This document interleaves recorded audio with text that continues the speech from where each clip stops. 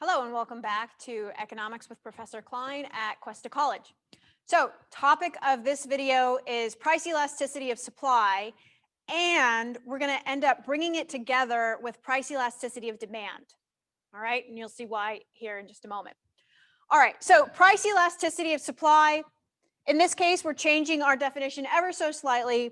The responsiveness of quantity supplied to a change in price. All right. So similar, all the definitions for elasticity are similar. We're looking at the change in quantity to a particular change in price, or in the case of income, elasticity to income. And again, we can do this with percents. So the price elasticity of supply, it's going to be the percentage change in quantity supplied, right? Quantity supplied always goes first, to a percentage change in price. Denominations in the denominator. Right? Money comes in denominations. So, whereas before, when we were doing the price elasticity of demand, it would tell us whether or not we should raise our price because it had an impact on the total revenue of our product. Price elasticity of supply doesn't give us that kind of information. So, what's the value of learning this? Well, this is where I'm going to put them both together. What it will allow us to do is to figure out if this item were taxed, what's the best way to divide up the tax? How much is it going to change the amount that the supplier receives, and how much should it change the price that the consumer changes, right? So we can use both of these pieces of information together to project how much we should change the price for consumers. All right. So let's suppose that I have information in percentages, and I've been given the information that the quantity supplied is going to change by 18% when there is a price change of 10%, right? So this is the information that I've been given. So as I plug this in, right, we can drop the percents because that's also just the same as putting a point in front of here, right? And so as we simplify this, we're going to have a price elasticity of supply that is equal to 1.8, right? And if it's a number greater than 1, it's telling us that we are elastic. And again, if it's a number less than 1, it's going to be inelastic. And if it's a number equal to 1, that's going to be unit elastic, just like we saw with the price elasticity of demand. The only difference here is that if we were plugging in, quantity supplied is going to go up when price goes up, right? Versus if we were plugging in price elasticity of demand, right? And I'm actually going to include that. Then the percentage change in quantity demanded, right? If price is going up by 10%, then law of demand, ceteris paribus, we expect the quantity demanded to be falling. And so that is why sometimes in a textbook, you'll see it as always a negative number, because this is always a negative number. In textbooks where you don't see it as a negative number, it's because they've just dropped it. Because if it's always a negative number, the negative isn't telling us anything.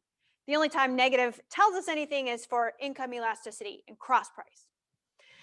So as price goes up, quantity demanded falls. So let's suppose that I'm given the information that quantity demanded is expected to fall by 9%, right? So again, this is going to tell us that the price elasticity of demand, if you have a textbook like ours that uses the negative, it's negative 0.9, right? But we only care about the magnitude. So since this number, ignoring the negative, since this number is less than 1, this is telling us that it is inelastic to the consumers. Now, when we start to look at the tax, right? And again, when we look at tax, and for most purposes, the negative, because it's just telling us that price is going in the opposite direction of quantity demanded, this is not very informative, right? This is always going to be a negative when we look at demand. So if I ignore this, right, and this tells us that we have an inelastic product to consumers, but a very elastic product to the producers. Here's an example I could quickly think of: insulin, right? Insulin, it's probably going to even be much less than this for the people who need it, right? Maybe closer to 0.1. Now, why is there any elasticity? right? Why is it not just 0? Well, because you still have a budget. So if they started charging, $5,000 per shot of insulin, that's, probably not going to work for people who don't make that much per month. So it's never quite 0, right? So as we think about, well, if the price of insulin were taxed, now, of course, insulin is not something we want to tax. Instead, something we want to tax that would possibly work is cigarettes, right? So people get addicted to cigarettes, and so therefore it's likely to be an inelastic product. But the people who grow tobacco could use that farming area for, maybe these days, maybe marijuana or some other cash crop, right? So maybe they're more elastic. Maybe it's easier for them to switch from one crop to another. So when we think about this, if there was a tax added to cigarettes, and there often is, who's going to pay the bulk of that tax? And are they going to pay all of it, right? Now, particularly because this is getting pretty close to unit elastic, we probably don't want them to pay all of it, because that might push us into an elastic territory, because remember, elasticity doesn't stay constant. It changes as it takes up more of our budget, and it changes over time as people can change their behavior, right?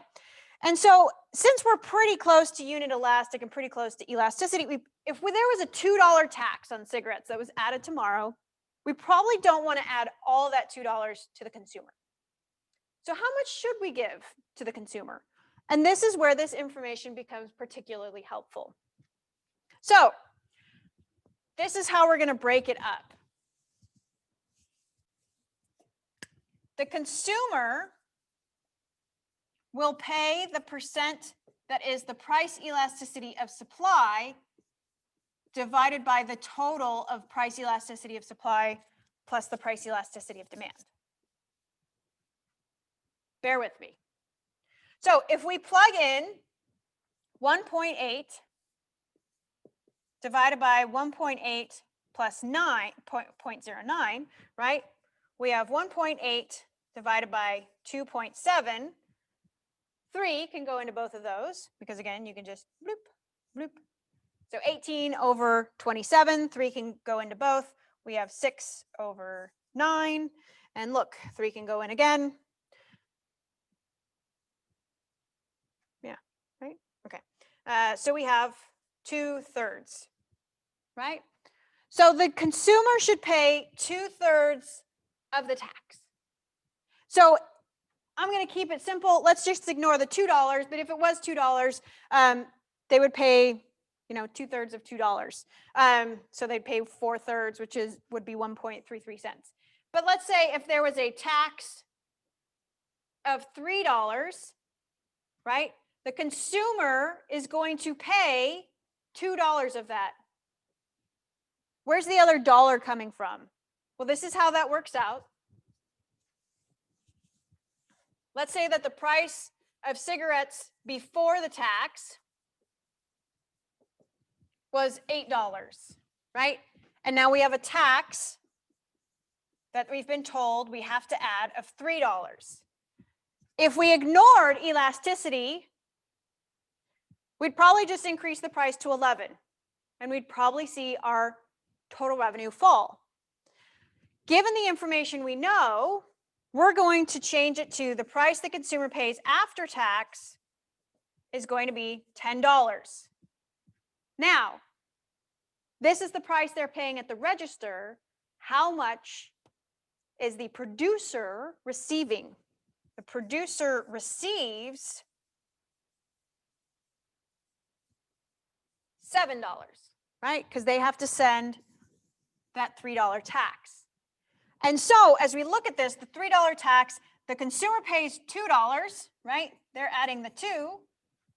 And the producer pays $1 because they used to get $8 for this item, and now they're getting 7. And so that's really where price elasticity of supply is the most useful when we consider taxes, right? And so it really helps us understand. And so this is where we get a lot of that information about what happens to total surplus, what happens to consumer surplus, what happens to producer surplus after a tax. And of course, we all know that with a tax, there is deadweight loss unless, and we'll get to this in Unit 3, unless there is an externality. Whew, fun. All right. Hope this was helpful. As always, if you have any questions, send me an email. Take care.